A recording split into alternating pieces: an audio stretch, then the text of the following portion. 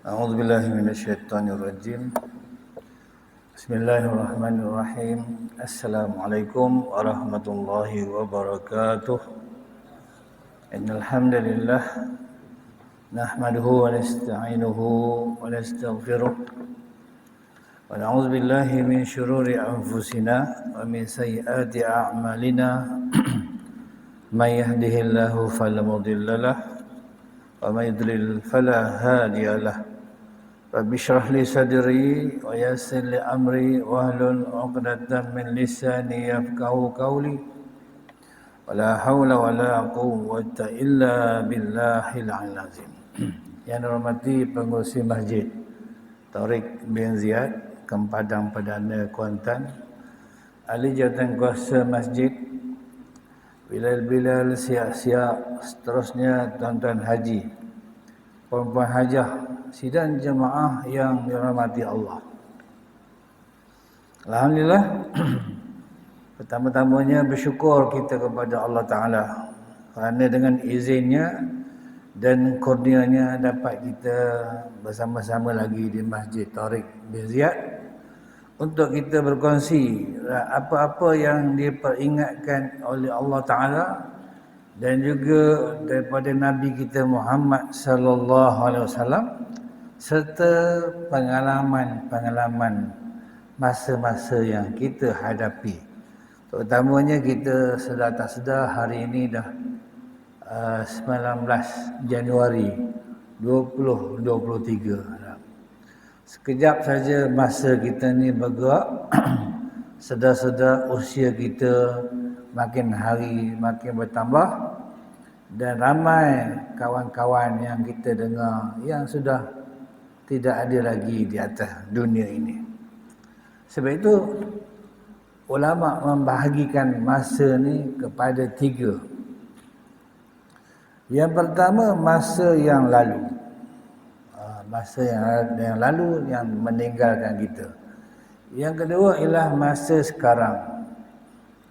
Masa yang kita ada sekarang. Dan yang ketiga, masa-masa ataupun waktu yang akan datang. Ini banyak saya tengok dalam perbahasan membahaskan 3 waktu ni. Waktu yang telah lalu, semua orang ada pengalaman masa yang lalu. Kita mesti ingat. Kecuali masa kita umur setahun, 2 tahun tak ingat lah. Tapi masa kecil-kecil pun ingat. Zaman sekolah, macam saya sekolah masa di kampung dahulu, jalan kaki ya tuan-tuan. 7-8 kilometer jalan kaki. Kita tak dapat nak bayangkan macam mana masa dahulu, tapi kita okey. Hari ni mana ada orang jalan kaki pergi sekolah. Tak, dekat-dekat ni ni. Masjid Tariq ni pun dengan sekolah dekat je. Mesti kena hantar. Ataupun naik motor. Basikal pun tak naik dah sekarang. Kecuali basikal untuk riadah, exercise. Itu basikal yang berjenama pula. Itu masa-masa silam. Saya anak peneraka masa Felda. Boleh bayang macam mana Felda pada masa dahulu. Dan teringat kita kepada nama Tun Abdul Razak. Dipanggil bapa pembangunan. Meninggal dunia umur 50 lebih. 53 kalau tak silap. Walhal dia banyak membina negara kita melalui rancangan-rancangan Felda di troka hutan-hutan untuk menolong rakyat jelata. Dan digelar dia bapa pembangunan. Ini masa silam. Kita dengar namanya Mak Kilau. Pahlawan negara. Mempertahankan negara kita ni, agama kita. Baru ni kita diingatkan perjuangan dia. Itu masa lalu. Ini di tempat kita. Apatah lagi kalau kita mengingati masa lalu di zaman Nabi-Nabi dan Rasul-Rasul yang sangat hebat diutuskan oleh Allah Ta'ala ke muka bumi untuk menjadi penolong, pembantu kepada manusia. Kerana manusia ni akal mereka hanya yang zahiriah saja yang boleh mereka lihat, tetapi yang gaib Mereka tak boleh lihat melainkan melalui pertolongan Nabi-Nabi dan Rasul-Rasul. Dihantarkan pula kepada kitab-kitab untuk kita memahami dan meyakini apa-apa yang diperintahkan oleh Allah Ta'ala. Awal-awal lagi dalam Quran surah Baqarah kita dah terbaca allazina yu'minuna bil ghaib, allazina yu'minuna bil ghaib wa yuqimuna as-salata wa mimma razaqnahum yunfikun. Orang-orang yang percaya kepada benda ghaib. Tak nampak benda ghaib ni, tapi kita kena percaya. Malaikat-malaikat, jin, syaitan, iblis yang juga ada dalam dunia ni. Tetapi kita tak pada tengok dah apatah lagi alam-alam yang akan kita tempuhi pada masa akan datang. Alam kubur, alam akhirat. Ini tuan-tuan, masa yang lalu. Dan masa yang lalu ni, walaupun kita ingat, tetapi dia akhirnya hilang saja. Kalaulah kita ingat tu terlalu kuat, akhirnya akan merosakkan badan kita. Contoh, kita punya keluarga meninggal, kita sedih sangat, akhirnya dunia ni akan jadi duka cita. Tapi tak, kita meninggal, menghadapi kematian sebulan, 2 bulan, 3 bulan, akhirnya kesedihan tu hilang. Almarhum Datuk Ismail Qamus ada pesan dulu. Dia kata masa dia sakit orang tengok, masa kita sihat orang kenal, tetapi bila kita tak ada, mungkin mereka ingat seminggu, 2 minggu, sebulan, 2 bulan, tetapi akhirnya mereka akan lupa. Ini semua anugerah Allah Ta'ala kepada kita. Kalaulah kita ingat sepanjang masa, nasib dunia ni akan jadi muram lah. Isteri meninggal, suami meninggal. Kalau suami meninggal, isteri menangis, lama. Tapi kalau isteri meninggal, suami menangis, tapi tak lama sangat lah. Sebab suami ni dia kuat sikit dia punya keimanan atau kekuatan jiwa dia. Ini tuan-tuan sidang jemaah rahmati Allah. Itu masa yang lalu. Masa sekarang, alhamdulillah kita berada di masjid, di surau, di tempat-tempat yang elok. Di waktu yang kita sekarang ni berada. Berapa ramai yang sekarang ni duduknya tak tahu di mana-mana. Apatah lagi kalau mereka berada di tempat-tempat yang Allah tidak redha. Itu masa sekarang. Dan yang ketiga, masa akan datang. Ada masa yang kita tak tahu apa akan terjadi. Macam dulu kita menunggu kawasan 2020, rupanya masuk 2020 semua kita di kuarantin ataupun disekat pergerakan kita melalui PKP COVID-19. Itu maknanya masa akan datang. Apatah lagi alam-alam yang kita akan hadapi. Alam barzah, alam akhirat. Saya kadang-kadang duduk berulang-alik pekan dengar orang membahaskan tentang umur. Dia kata kalau kita hari ni sihat lagi, insya-Allah kita boleh sampai umur 80 tahun. Itu orang bahaslah, dia bincang. Tetapi kalau hari ni dalam rawatan, keluar masuk hospital, keluar masuk hospital, belum tentulah. Tapi kalau kita hari ni dalam keadaan segar elok, insya-Allah akan sampai umur 80 tahun. 80 tahun tak lama. Kalau tuan-tuan umur 60 tahun, 20 tahun lagi. Kalau umur 70 tahun, 10 tahun lagi. Walaupun demikian, ada juga yang umurnya 70 lebih. Ataupun mungkin mencecah 100 tahun. Jarang-jarang. Yang Nabi sebut, umur kita 60 ke 70. Maknanya dalam kita menghadapi hari-hari ni, kadang-kadang sekejap aja umur kita ni. Ada. Bila umur kita ni sekejap, bermakna masa akan datang makin hari makin dekat. Apa ramai dah kita punya kawasan kubur kita dipenuhi oleh penghuni-penghuninya. Ada yang mati kerana sakit, ada yang mati kerana kemalangan, ada yang mati tak tahu sebab apa, tiba-tiba tumbang mati ya. Tapi walaupun tak tahu, walaupun tumbang dan sebagainya, kita diberikan kepercayaan supaya mengingati malaikat Israel. Bila Israel dah memanggil, kita tak boleh kata apalah. Dan bagaimana kita di alam barzah tak tahu. Itu masa-masa akan datang. Maka bila kita tak tahu masa akan datang, Allah Subhanahu wa taala suruh kita berbekal, wa tazawwadu fa inna khairaz zadi taqwa. Berbekallah kamu kerana bekal yang baik ialah bertakwa kepada Allah. Itu masa-masa akan datang yang kita ketahui banyak mempunyai cabaran yang lebih dahsyat. Tetapi Allah mengingatkan kepada kita, siapa-siapa yang buat amal yang baik akan diberikan balasan yang baik. Banyak dalam Quran.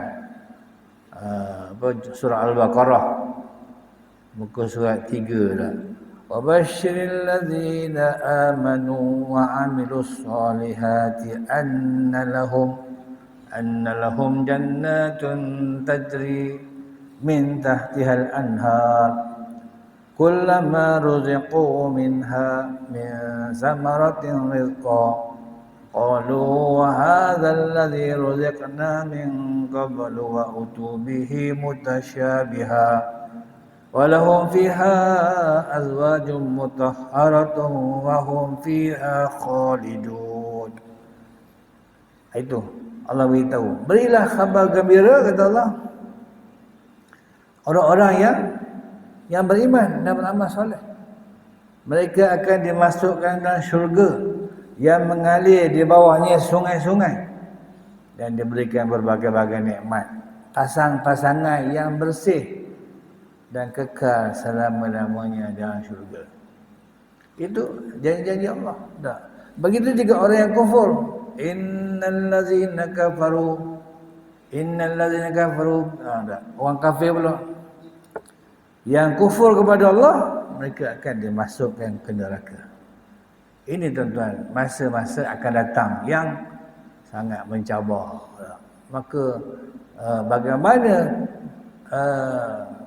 kejayaan dan juga sasaran kita di alam akan datang akan menjadi kayu ukurnya semasa kita hidup di dunia sekarang. Sebab itu tuan-tuan, sidang jemaah yang dirahmati Allah, banyak pesanan-pesanan nabi-nabi, terutamanya nabi kita Muhammad sallallahu alaihi wasallam. Antaranya hadis riwayat Tirmizi daripada Abi Ya'la Shaddad bin Aus radhiyallahu anhu, anin Nabi sallallahu alaihi wasallam qala al-kayyisu man dana nafsahu wa amila lima ba'dal maut wal ajizu man ittaba nafsahu hawaha wa tamanna 'ala Allahil amani. Ada hadis sahih riwayat Imam Tirmizi yang bermaksud Nabi sallallahu alaihi wasallam bersabda, orang-orang yang cerdik ataupun orang yang bijak, kata Nabi, ialah orang yang selalu memperhitungkan dirinya. Dan bukan setakat hitung diri, suka beramal untuk bekalan sesudah mati. Ini orang yang bijak yang Nabi sebut. Sebab itu kerajaan pun menentukan masa kita kerja. Dulu 55 tahun, kemudian naik 56 tahun. Naik 58 tahun dan sekarang 60 tahun. Akan sampai surat wajib, surat paksa bersara. Paksa bersara maknanya kita tak boleh kerja dah sampai umur 60 tahun. Walaupun demikian ada juga yang diminta sambung lagi umur 60 tahun. Kenapa tuan-tuan?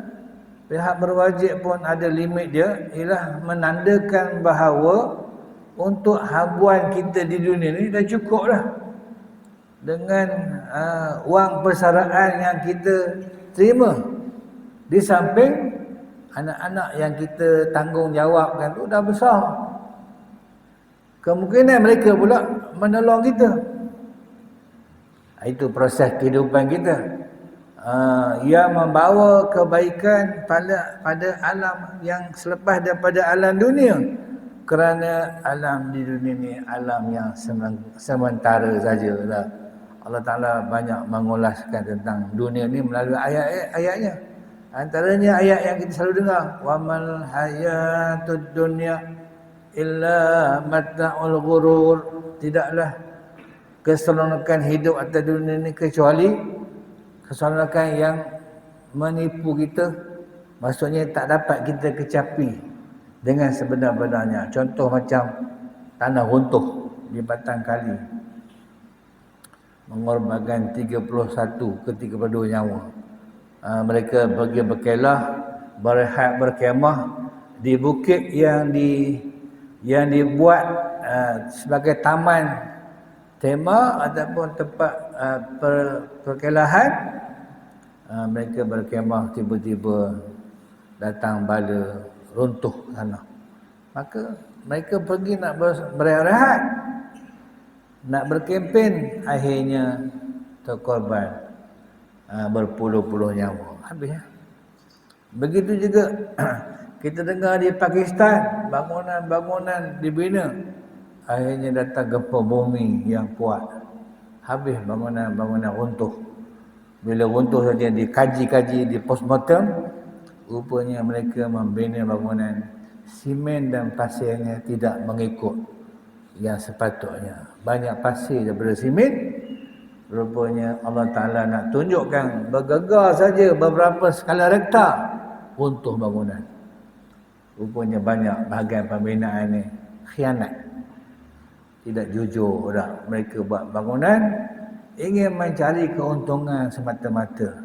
Mereka lupa kepada tanggungjawab yang sepatutnya dilakukan. Ini dipanggil keseronokan yang menipu kita. Yang kaya-kaya melalui skema-skema korupsi penyelewengan. Ini apatah lagi apabila skema-skema ni menelepon kita direct. Orang-orang yang jujur jadi mangsa. Orang-orang yang jujur jadi mangsa sebab dia memanggil menggunakan talian yang seperti rasmi. Tapi kita tak tahu dah. Maka yang jujur-jujurlah terkena. Ini maknanya kehidupan kita atas dunia dengan berbagai-bagai rumah tangga yang kita bina. Hari ini dibahaskan dalam FB, dalam media. Perceraian, ingin bercerai kerana berkahwin. Ada kahwin dan berkahwin seorang lagi, jadi berantakan rumah tangga. Padahal perkahwinan memang dibenarkan oleh agama. Tapi dibahaskan oleh netizen dan orang ramai. Orang ni tak guna, orang ni tak baik. Padahal benda tu boleh disusun dan diaturkan supaya jadi baik. Nak menunggu di syurga sana, tak tahu lagi bila. Sebab di sanalah tempat yang sebenar. Kita akan didatangi bidadari. Tapi walaupun nak mendapatkan habuan syurga melalui proses amalan kita semasa kita hidup. Ini tuan-tuan, yang Nabi pesan, al-qayyisu man dana nafsahu wa amila riba ba'dal maut. Beramal untuk orang yang cerdik, orang yang bijak, yang pandai, orang yang selalu memperhitungkan dirinya, muhasabah diri, dan suka beramal untuk bekalan sesudah kita mati. Sebab itu bila bersara, mesti selalunya wang banyak, duit banyak.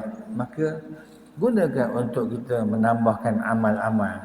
Sering bersedekah, sering membantu, sering menolong orang-orang yang susah kerana mereka mungkin habuan kehidupan mereka kurang di dunia, maka terpaksalah mereka meminta dan mencari.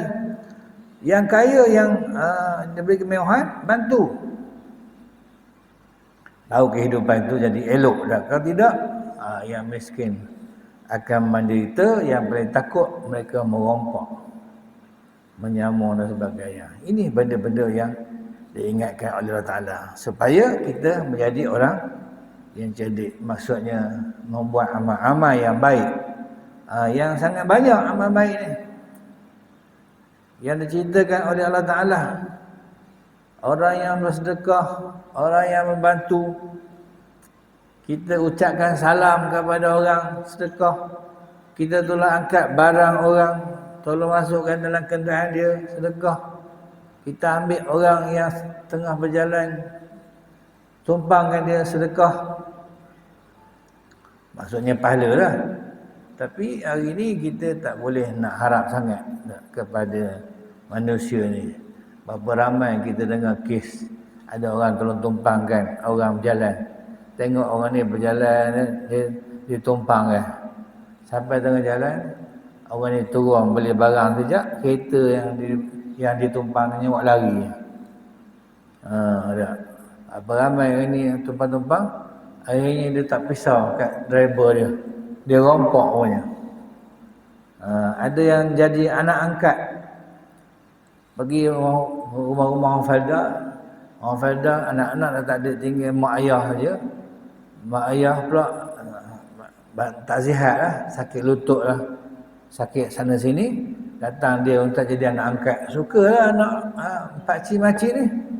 Rupanya masuk 2 minggu, diikat makcik ni. Tak, mana barang mas, mana duit. Tak. Ini maknanya kehidupan kita yang penuh dengan berbagai-bagai cabaran dan ujian. Maka orang yang bijak, kata Nabi, selalu hitung diri. Tak? Jangan sombong, jangan tamak, jangan haloba, jangan takabur. Tak? Kerana segala-galanya akan dihitung dan dinilai oleh Allah Ta'ala dalam kehidupan kita. Itu orang yang bijak. Manakala orang yang tidak bijak pula, yang tidak cerdik lah, ialah orang yang selalu mengikut hawa nafsunya.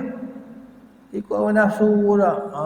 Dia gunakan segala apa yang ada atas dunia ni demi untuk dirinya, bukan untuk orang, bukan untuk masyarakat, untuk diri saja. Akhirnya dia berjaya. Tetapi dengan masyarakat dia sudah longgar, kerana hubungan sesama manusia tidak diredai oleh Allah Ta'ala, kerana sering sombong-sombong, sering marah-marah. Ini orang yang mengikut hawa nafsu dan hanya banyak berangan-angan kepada Allah Ta'ala. Berangan-angan untuk mendapat kebahagiaan dan pengampunan daripada Allah tanpa beramal soleh. Tak, dia harap lepas ni bila dia ada kuasa, ada harta, ada power, dia akan gunakan untuk mencari redha Allah. Walhal jalan itu Allah Ta'ala tidak restui. Jalan yang Allah redha mesti hablum minallah wa hablum minan nas. Hubungan dengan Allah melalui ibadah kita kepada Allah Ta'ala, dan juga hablum minan nas, hubungan kita dengan manusia. Maknanya kunjung mengunjung, ziarah menziarahi. Sekarang ni dia buat hari keluarga, sahabat-sahabat handai. Kawan-kawan saya tengok ialah bersara, dia berkumpul pula game bersara. Tu dipanggil hubungan sama manusia. Jika mereka masih hidup dulu, hubungan yang baik. Tetapi kalau mereka sombong semasa memegang jawatan dan sebagainya, akhirnya dia tak ada kawan lah. Kawan tak mau bergaul dengan dia. Kalau datang pun terpaksa datang kerana terserempak. Tapi nak menjadi kawan yang sebenar, dia tak nak. Ini benda-benda yang merugikan. Kenapa tuan-tuan? Kerana hati kita Allah Ta'ala dah ciptakan. Hati ni satu anggota yang jujur, tuan. Anggota lain belum tentu. Hati dia jujur. Apa saja berlaku, hatilah yang akan menentukan. Sebab itu pandangan Allah Ta'ala hati. Innallaha la yanzuru ila suwarikum wa amwalikum walakinnallaha yanzuru ila qulubikum. Allah tak tengok kepada wajah kita dan juga amal kita, ataupun Allah tak tengok wajah dan juga harta kita. Kalau tengok wajah kita, selebriti lah akan dapat semua. Kalau tengok harta kita, jutawan-jutawan lah. Tetapi kata Allah, yang Allah tengok ialah qulubikum, hati-hati kita. Berapa ramai saya jumpa orang yang hatinya mulia. Hatinya mulia. Walaupun dia hebat, tapi hatinya baik. Berapa banyak kita dengar orang kaya yang suka bersedekah. Saya jumpa beberapa orang kaya, tuan-tuan. Lepas sembahyang ni, semua diajak kita pergi mengetih di kedai. Bila siap tu, dia suruh kaunter suruh bilang berapa. Bukan setakat makan, dia suruh bungkus balik dia.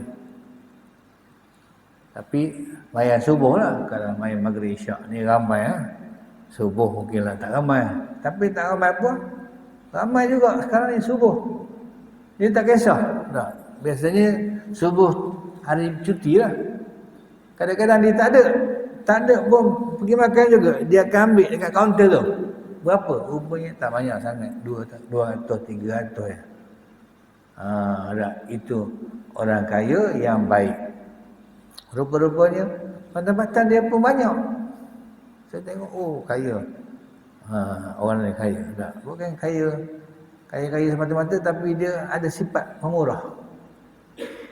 Itu yang Allah Ta'ala kehendaki. Bukan kaya, pukul 3 pagi dia karaoke. Masjid-masjid tak nampak. Jadi rugilah. Ini maknanya orang kaya, Allah beri kekayaan. Dia sponsor sahabat-sahabat dia pergi Mekah. Orang duit banyak kan? Tak. Bukan susah sangat nak bagi. Saya jumpa satu kontraktor, tuan-tuan, yang grade A. Tak. Beritahu dia tak, ada ni makcik ni nak pergi Mekah, tapi kalau dia kumpul duit amat tak sempat. Kontraktor tanya, berapa kos dia? Tak banyak 8-9 ribu. Sekali dapat projek buat masjid, berapa ribu dapat. Buat jambatan, kontrak-kontrak yang grade A. Ini maknanya orang-orang yang dia berikan kelebihan, dia gunakan kelebihan untuk bantu orang-orang yang tidak berkemampuan. Ini semua benda-benda yang dipanggil oleh Nabi SAW orang yang bijak. Dia kumpulkan dana dia untuk alam yang seterusnya. Sebab kita di sana nanti, walaupun kita harta banyak, pangkat besar, semua itu tidak dapat menolong kita, kecuali kuasa dan juga harta itu kita gunakan ke jalan yang Allah redai. Seperti mana ditunjukkan kepada Nabi-Nabi dahulu. Nabi yang kaya, yang hebat siapa dia? Nabi Sulaiman. Kita ini memerintah hanya manusia saja. Nabi Sulaiman manusia, jin, binatang-binatang, angin. Dia bawa pemerintahan dia. Tapi ketaatan dia kepada Allah tidak pernah berbelah bagi. Nabi mana lagi tak? Nabi Musa. Bagaimana dia ditekan oleh pemerintah sampai nak dibunuh, tetapi akhirnya dia berjaya melalui pertolongan Allah Ta'ala, menunjukkan orang-orang yang tamak kepada kuasa, akhirnya mereka akan dimurkai oleh Allah Ta'ala. Begitu juga Nabi kita Muhammad sallallahu alaihi wasallam menyelamatkan agama kita ni, berhijrah sampai ke Madinah Al-Munawwarah. Walaupun ramai yang ingin mengambil kesempatan, bahkan ingin membunuh Nabi, tetapi Allah Ta'ala yang menentukan segala-galanya, sehinggalah kita dapat menikmati iman Islam sampai hari ini, kesan daripada Nabi dahulu dan juga ulama-ulama seterusnya yang menyambung ataupun yang meneruskan dakwah mereka ni, yang disebutkan dalam Al-Quran, al-ulama warasatul anbiya. Ulama ini pewaris, mewarisi kerja-kerja Nabi. Jadi dua benda. Orang cerdik yang selalu hitung diri, muhasabah diri, apatah lagi bila masuk tahun bertambah-tambah, Manakala yang tidak cerdik, yang selalu ikut hawa nafsu, hanya berangan-angan kepada Allah untuk mendapat kebahagiaan dan pengampunan daripadanya tanpa beramal soleh. Memang ada, Allah telah Maha Pengampun, tapi kita tak boleh tangguh-tangguh. Sebab kita tak tahu usia kita ni sampai mana. Walaupun badan sihat, walaupun dia punya rekod kesihatan bagus, tapi tiba-tiba tanah runtuh menimbusi dia. Tiba-tiba kita dengar datang banjir kilat, datang kemalangan jalan raya, yang boleh mengorbankan dengan mengejut yang kita tak sangka-sangka. Sidang jemaah yang dirahmati Allah, dalam hadis ini terdapat banyak perbezaan. Bila kita baca hadis ini, terdapat banyak perbezaan dalam membuat penilaian.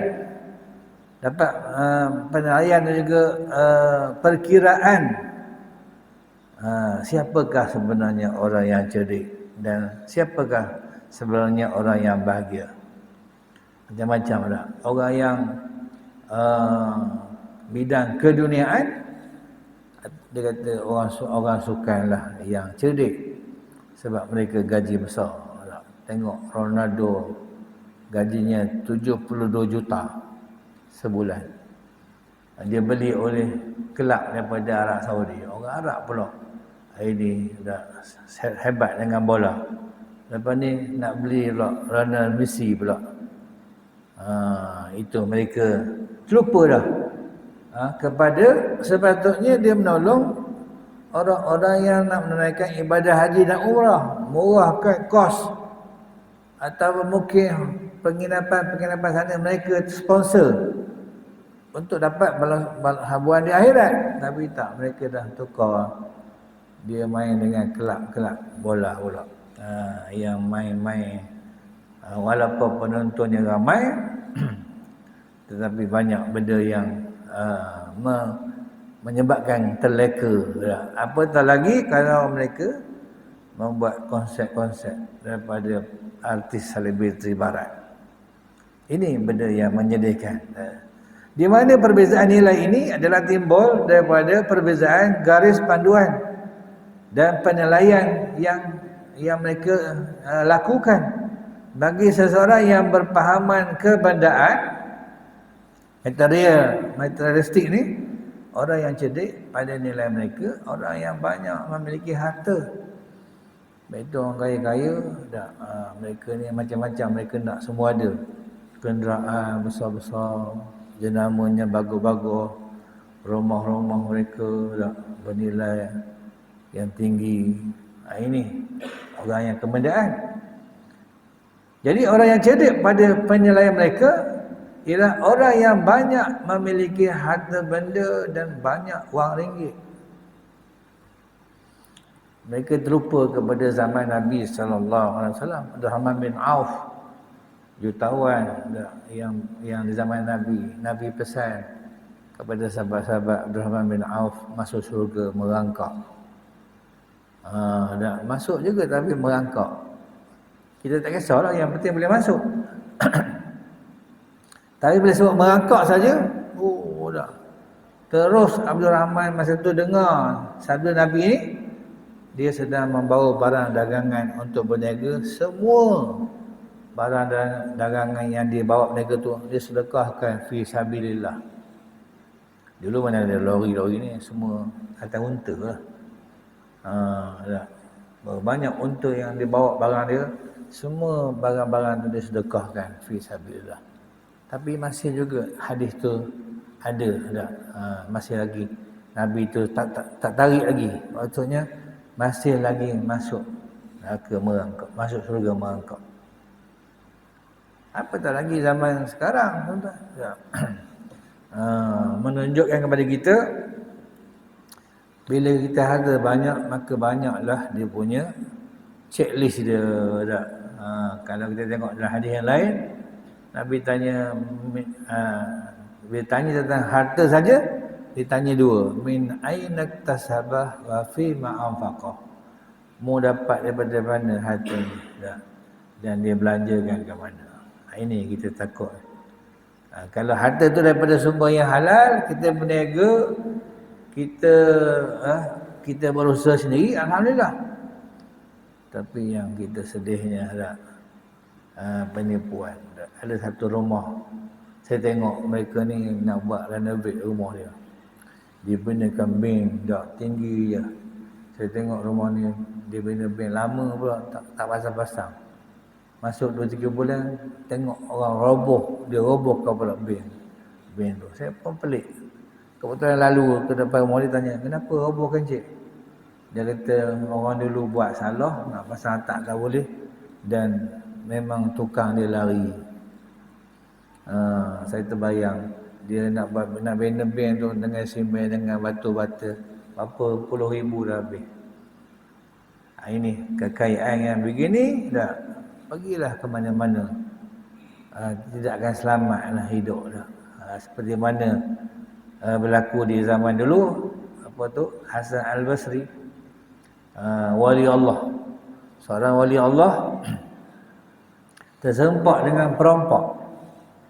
Perampok ni kerjanya merampok lah, masuk rumah orang ni, masuk rumah orang ni. Zaman dulu berapa sangat dapatnya, tapi dia dah suka dah. Tiba-tiba satu hari dia masuk rumah orang tu, rumah dia tak ada sangat barang dia, ada ala kadar saja. Dia masuk-masuk, tiba-tiba ada tuan rumah masuk. Dia ingatkan tuan rumah tu, ingatkan perampok yang kedua. Sebab tuan rumah tu masuk, dia kata teruskan. Ambil, teruskan. Dia pun terkejut lah. Dah hari malam dia ingatkan perampok yang kedua. Rupa-rupanya tuan rumah. Dia pun teruskan kutip. Tuan rumah yang suruh tadi, tolong pikul. Nak hantar ke mana juga. Dia tolong pikul. Sampai balik ke rumah dia termenung. Dia tak pernah lagi kerja merampok. Tiba ada orang tolong. Dia terkejut. Seminggu dia berhenti merampok, mikir. Akhirnya dia tak boleh tidur. Dia tanya jiran-jiran. Tuan tahu tak ni rumah ni siapa punya rumah? Rupanya orang ramai dah beritahu. Dia kata, "Encik tak tahu, inilah rumah wali Allah." Rupanya dia rompak rumah Tok Wali. Bukan Tok Wali Hakim. Wali ni maknanya orang rapat dengan Tuhan lah. Tak. Bila dengar saja rumah wali Allah, patutlah dia kata, "Aku rompak semalam, dia teruskan dan dia tolong angkat." Rupa-rupanya bukan setakat tu. Wali tu siap pesan ke dia. Dia tak kenal wali lagi. Dia kata, saudara ni kerja merampok gini, sebenarnya tidak ada seorang pun dalam dunia akan jadi bahagia hidup kerja merampok. Itu dia terus berhenti kerja merampok. Ini maknanya benda-benda yang menyedarkan kita lah. Melalui kisah-kisah yang kita dengar untuk menjadi pengajaran kepada kita supaya kita pun jangan sampai tak begitu menipu pula. Kita nak tolong sama bangsa kita, orang Melayu. Tapi sedih tak? Mereka mengambil kesempatan. Bila mengambil kesempatan, kita terpaksa menghadapi berbagai-bagai kesulitan. Jalan raya kita kesesakan. Barang-barang kita mahal. Lepas ni katanya, isi angin kita pun kena bayar. Itu banyak. Bila banyak tekanan begini, akhirnya darah kita naik. Bila darah naik, penyakit pula datang banyak. Itu dia panggil kehidupan kita di dunia. Bila kita diuji dengan berbagai-bagai ujian, yang sepatutnya kita kena uruskan dengan baik supaya kita hidup dalam keadaan selesa di dunia dan yang paling utama sekali balasan di alam akhirat. Jadi orang yang cerdik pada penilaiannya ialah seseorang yang banyak memiliki harta benda dan banyak wang ringgit, kemudian berpeluang pula untuk menikmati segala kelazatan dunia dan bebas untuk bersuka-suka di mana-mana dia nak, atau menyaksikan pertandingan sukan di mana saja ada pertandingan. Dan tidak mengira atau memperhitungkan bagaimanakah ia akan mengakhiri kehidupan di dunia ini, dan dia tidak berfikir apakah ia akan ditemuinya di dalam kubur nanti, dan tidak membuat rancangan bagaimana ia akan berhadapan dengan Allah Ta'ala pada hari kiamat nanti. Dia tak nak fikirlah. Sebab itu hari kiamat nanti tak, sebelum hari kiamat kita duduk dalam kubur. Dalam kubur ni kita tahu ada malaikat namanya Munkar Nakir. Kerja ni dia menanya kita tak. Dia ada satu tukul yang sebesar mana tukul ni, kalau dia pukul kita ni akan masuk dalam tanah tu berapa puluh hasta tu. Itu malaikat. Tetapi walaupun malaikat ni kerjanya memukul, ada masa kita tak dapat dia buat. Dia tak boleh nak pukul. Apa dia sebab apa tak boleh? Ada benda yang menghalang. Datang ke kepala, ayat ni datang. Jangan pukul kepala orang ni, sahabat saya. Pergi kaki, ayat tu pergi ke kaki. Pergi ke mana-mana, ayat tu lindung dia. Akhirnya Munkar Nakir kata, siapa kamu ni sebenarnya menghalang kami ni? Kata ayat tu, inilah orang yang sering membacakan saya semasa di dunia dulu. Jadi oleh kerana dia mengamalkan ayat-ayat ni, saya halang daripada memukul dia. Itu yang kita baca surah Tabarakallazi tu. Tabarakallazi biyadihil. Banyak masjid-masjid lepas isyak baca ni. Tetapi janganlah kita anggap mudah baca surah tu saja. Walhal amal lain kita tak jaga. Mesti kena didahului dengan menunaikan perintah Allah dan tinggalkan larangan dia. Barulah diselang-seli dengan baca ayat tadi. Jangan kita baca ayat Tabarakallazi saja. Yang lain kita hentam lagi. Takkan boleh lah. Mesti bertakwa kepada Allah dahulu, iaitu menunaikan perintah-perintahnya dan meninggalkan larangannya. Kemudian ditambahkan dengan amal-amal tadi. Membaca Al-Quran, berzikir, bersedekah, berbuat baik dengan sesama makhluk. InsyaAllah Allah akan berikan balasan yang baik, syurga nanti. Tetapi bagi orang yang beriman, ia mempunyai penilaian tersendiri yang berdiri di atas dasar imannya. Setelah ia beriman dengan Allah Ta'ala dan Rasulnya, dan setelah ia beriman dengan hari pembalasan yang akan dihadapinya akan datang, lalu ia menganggap kehidupan di dunia ini sebagai jambatan yang menyampaikannya ke negeri akhirat. Dunia mazra'atul akhirah. Dunia ni jambatan untuk kita menuju ke alam akhirat. Bukan dunia ni tempat kita sepenuhnya. Dunia ni tempat yang seketika saja. Sekitar 60, 70, 80, 90, 100 tahun kadang-kadang. Semuanya akan berpindah. Saya balik ke Falda Bukit Goh, tempat saya dibesarkan. Ramai dah yang tak ada. Tinggallah beberapa orang lagi tinggal. Yang lain semua dah tak ada. Ke mana? Berpindah. Tak. Generasi kedua, generasi ketiga dah datang. Lagi ke Jenerak Utara sana, masih ramai lagi. Generasi pertama. Tak. Ataupun ramai dah yang tak ada. Bukan sebab tempat tu, memang fitrah kehidupan kita. Yang Allah Ta'ala dah pusingkan.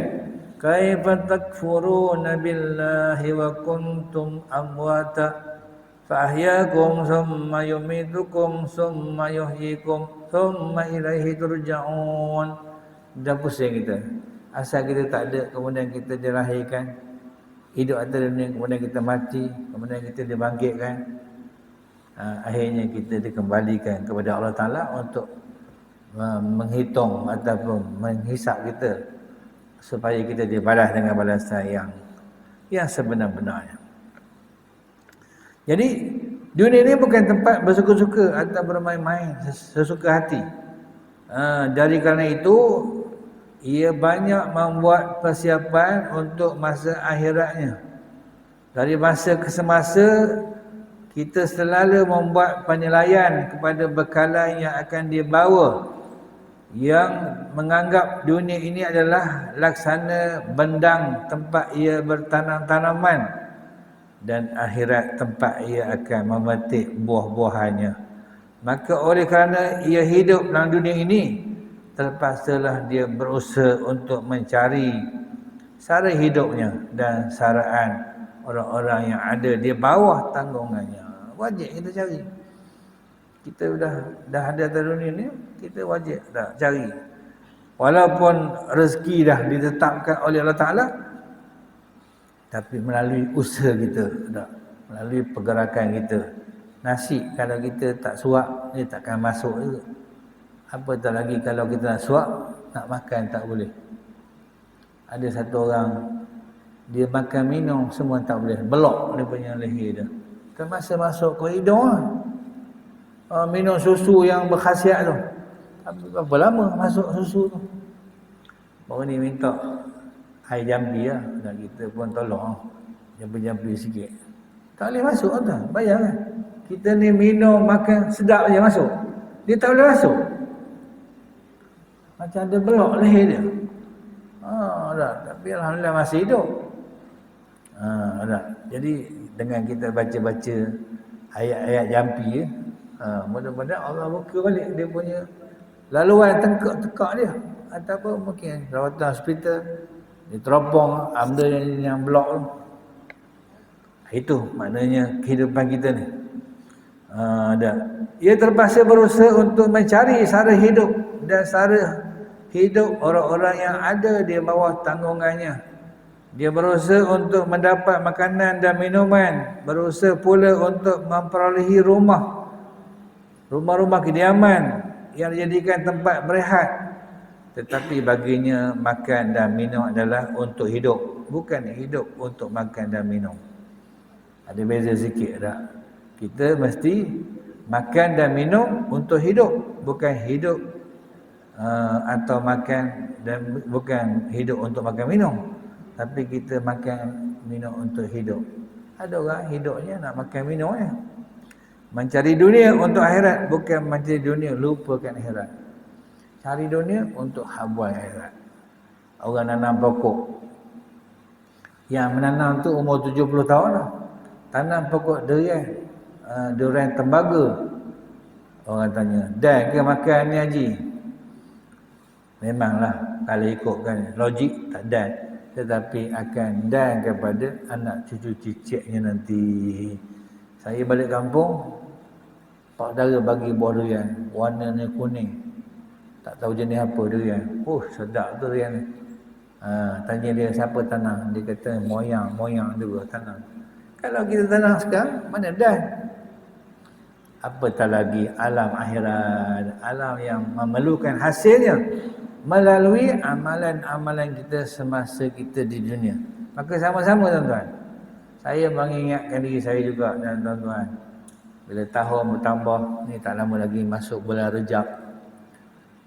Bila Rejab maknanya Syaban, bila Syaban Ramadan, bertukar bergerak sepanjang waktu.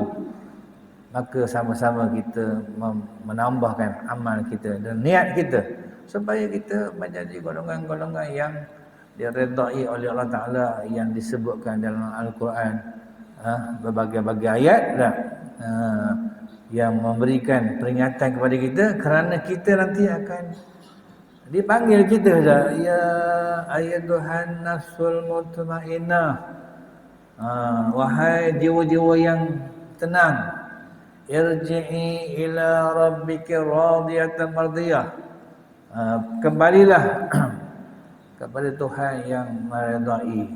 Sebab kita, tempat kita semuanya bukan atas dunia setakat sementara saja, tapi tempat kita sebenar, irji' ila rabbika radiyatan mardiyah fadkhuli fi ibadi wadkhuli jannati.